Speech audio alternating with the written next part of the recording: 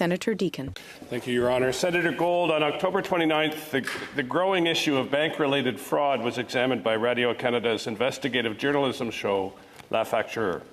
The show highlighted how current regulations allow banks to treat fraud victims as complicit or negligent without providing any evidence. Today, only 16% of fraud cases are resolved.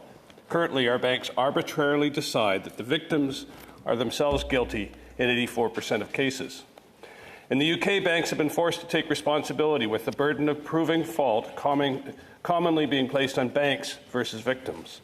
As a result, the banks invested in stronger fraud prevention systems. Does the Minister of Finance realise that she is effectively enabling Canadian banks to resist in investing in proven fraud prevention technologies, despite our banks being one of the most profitable in the world? And what substantial action is she considering to prevent Canadians from becoming victims of fraud? Senator Gold.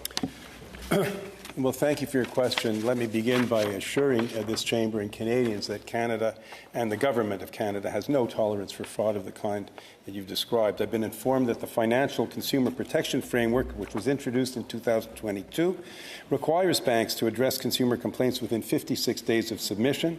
Customers who are unsatisfied with the resolution offered by their banks may escalate their complaint to their bank's external complaint body, which will further investigate and make a determination on the merits of those complaints.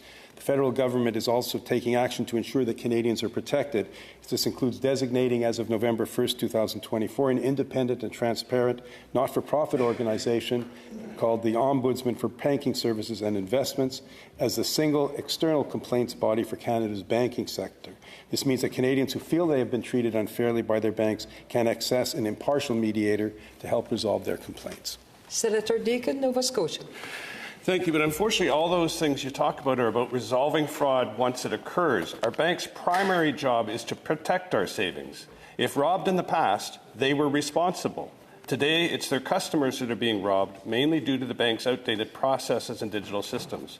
Is this government considering measures to reverse the onus of proof, putting banks rather than victims in the position of preventing fraud? Senator Gold. Well, I'm not aware of current plans, legislative or otherwise, in that regard. I do note, however, that legislation which is currently before us to enhance our cybersecurity might go some distance also in providing a new environment, a new ecosystem, because frauds can take many forms, including cyber attacks and phishing and the like.